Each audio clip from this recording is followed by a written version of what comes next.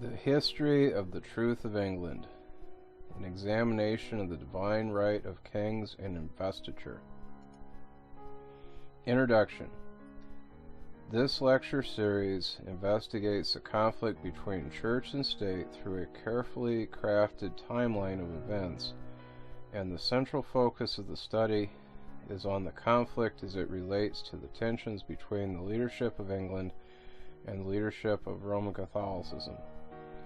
Although the period of St. Anselm and King Henry I, as well as the period of King Henry VIII and Archbishop Thomas Cranmer, are the most central to the study, a lot of additional relevant historical context has been purposely added to the timeline in order to give a good historical frame of reference, in order to add to the historical narrative. Since a survey of literature written on church histories often can demonstrate a bias in many church histories with many important facts excluded and many unfavorably poor portrayals of events, Wikipedia, New Advent, and Encyclopedia Britannica have been utilized as the main resources for the study, with Wikipedia being the most heavily used. Although the study has not exhaustively dealt with the church-state issues related to the topic and may even continue to exclude a few relevant facts with some unanticipated inaccuracy, it nevertheless continues to be a good faith effort with a concise timeline and strong historical narratives. Overall, the seminal works referenced are worth careful consideration, and it is my hope that this project may be used as a starting point for much critique and expansion by others, as constructive comments are more than welcome. And this segment is from the Resurrection to Saint Augustine of Canterbury. And this would be from the time of Aristobulus in 47 AD to Augustine of Canterbury, 606 AD. Now, Aristobulus and the ruined conquest of Britain by Saint Gilvius of the 6th century. And we see that there is described this Christianity coming to Britain in 47 AD. And one should note that Aristobulus was one of the 70 that Christ sent out and the first bishop of Roman Britain. For the church at Roman Britain, Aristobulus would have been the father of the faith, since it would have maintained so distant, or would have been so distant, I should say, from other missions during a time that was dominated by pagan Roman rule. Now, what we see is that Britain, what is now Britain, was rather far away from the center of missionary activities, and it would have been rather more or less on the outskirts of the Roman civilization. And so as a result of that, it was the case that missionary activity really may not have been real plentiful in Great Britain, and it's not like there would have been a whole lot of interaction with other missionaries, because it was certainly so far away. Now, when we look at pre-ecumenical councils, these would be councils before all the church leaders got together and made decisions at ecumenical councils. These would be like little councils of bishops and stuff, real locally.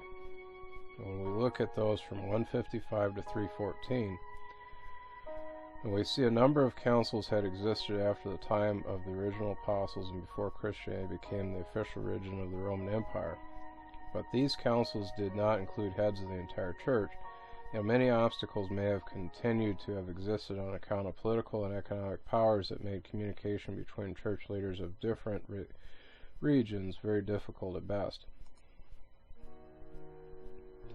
And we look at the Battle of the Milvian Bridge. I call it the Milvian Bridge, but the Milvian Bridge of 312. We see the conquest of Rome by Emperor Constantine, which would later bring the Christianization of Rome, as Christianity soon became the state religion. While Constantine was still an unbeliever, he and his soldiers saw a vision of a Chian row in the sky, as this had comprised the first two letters of Christus, Greek for Christ. The vision began the conversion of Constantine to Christianity, and it was taken as a sign from God that the battle would be won if the Chian row had been displayed on the shields of the soldiers. It was customary of the Romans to mark armor with symbols of their gods before going into battle. A little bit later, we have the First Council of Nicaea in 325. The First Council of Nicaea, Constantine, not the Pope, he had called 1,800 bishops from 800 from the west and 1,000 from the east, who he had invited to decide Christian doctrine, and the bishops had been given both free lodging and travel, as this included accommodations for 3 deacons and 2 priests for each bishop. After the Nicene Creed had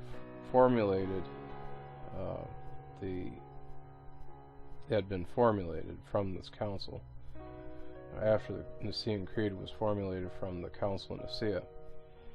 Constantine had both exiled and excommunicated Arius and 2 other bishops at the council, and he ordered that people that continued to hold the works of Arius would be executed if the text had not been burnt. After the Council of Nicaea, many other church councils would be called by emperors for hundreds of years until popes began calling the councils, with the First Lateran Council of 1123 being the first to not be called by an emperor. Later on, Saint John Chrysostom, 349 to 407, came about, and Saint John Chrysostom was the Archbishop of Constantinople. He spoke out against the abuse of political and ecclesiastical authority. And one of the things that this shows is that the abuse of political and ecclesiastical authority had been dealt with by church leaders as early as Saint John Chrysostom. This was not new, this problem of church leaders and also political authorities abusing power. Now, we look at Saint Augustine of Hippo from 354 to 428 AD, and we see that he promoted the war.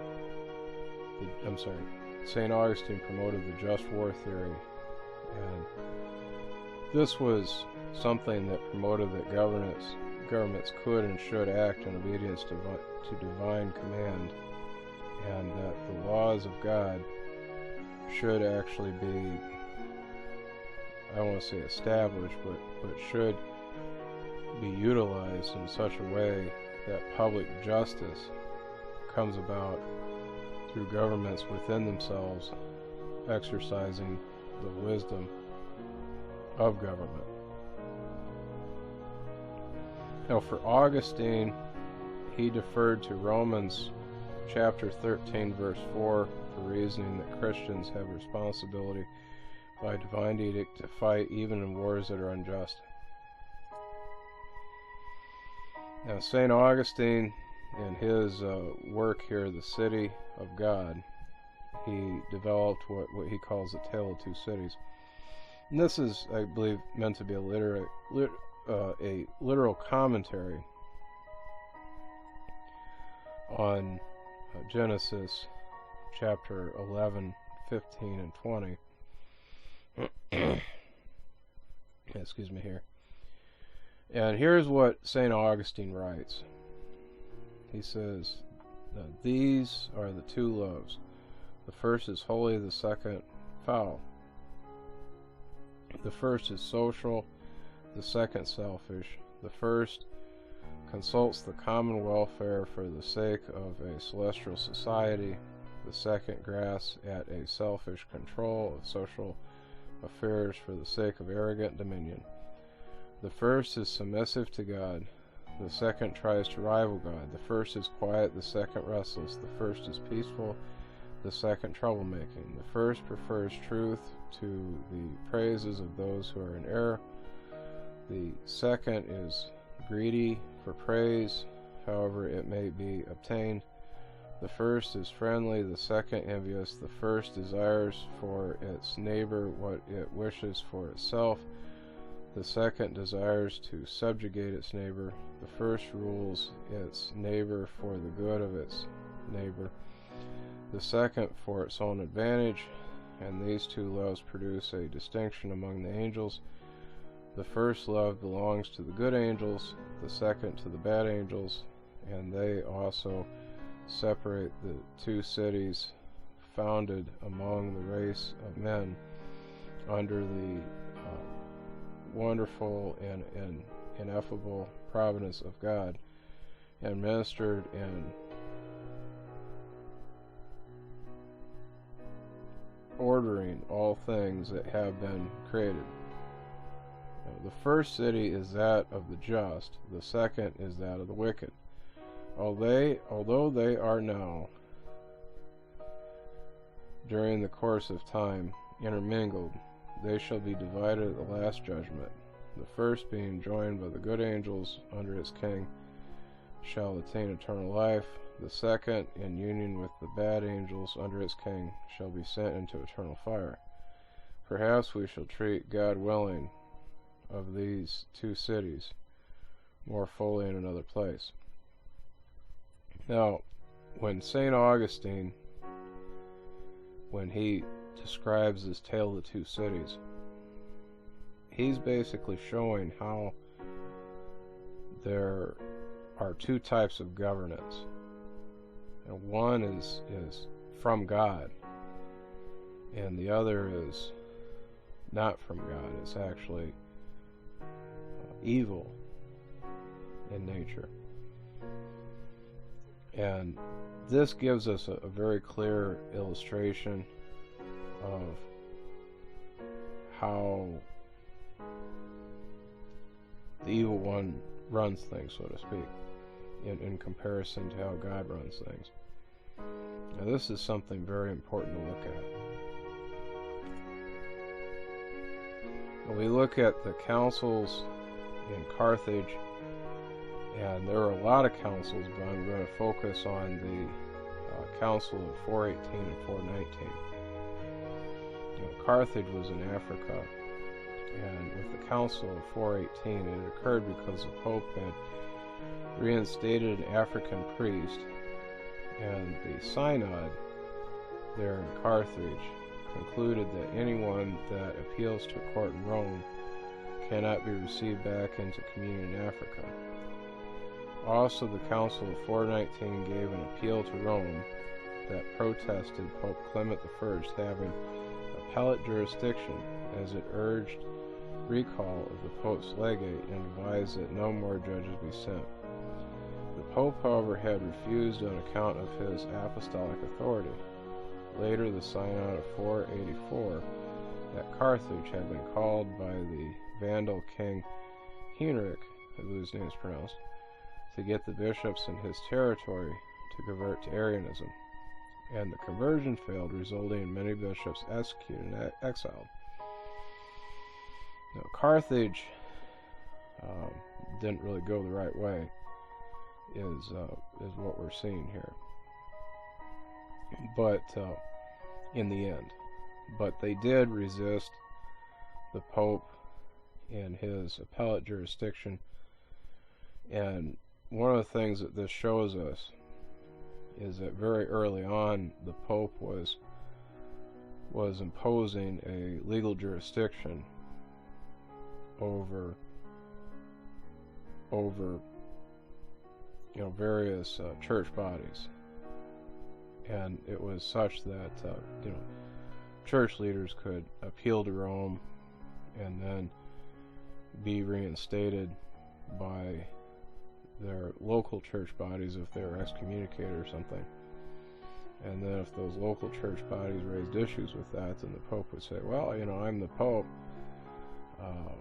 You have to agree with me because of apostolic authority. It basically gives rise to the Pope being a successor of Peter and therefore having a supremacy over other apostles, almost like this Prince of Apostles. And we see that early on here with the Councils of Carthage. But this is something that it slowly develops into bigger and bigger issues as others have similar issues with the Pope.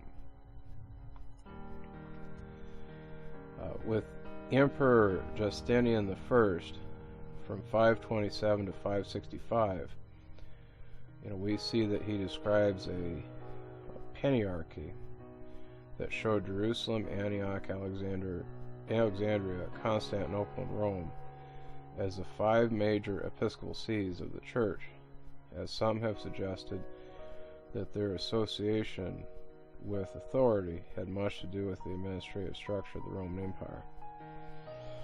And with Emperor Justinian, he gives us a pretty clear idea of exactly what this looks like, what the Church looks like in his time.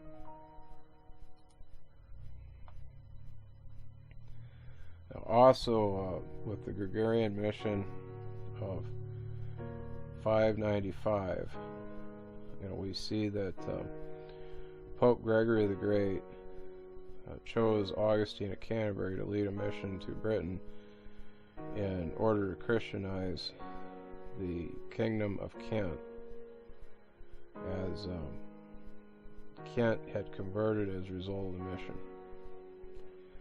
Saint Augustine of Canterbury became the first Archbishop of Canterbury, and before that he was a prior of a monastery in Rome. He basically ran a monastery in Rome. And with Kent here, it gave Saint Augustine some land. The king of Kent had given Saint Augustine some land to found a monastery and allowed monasteries, missionaries, to freely preach.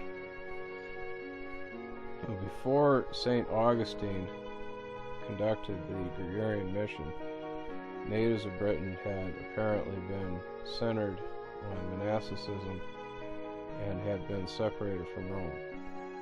Now, this is an important point, that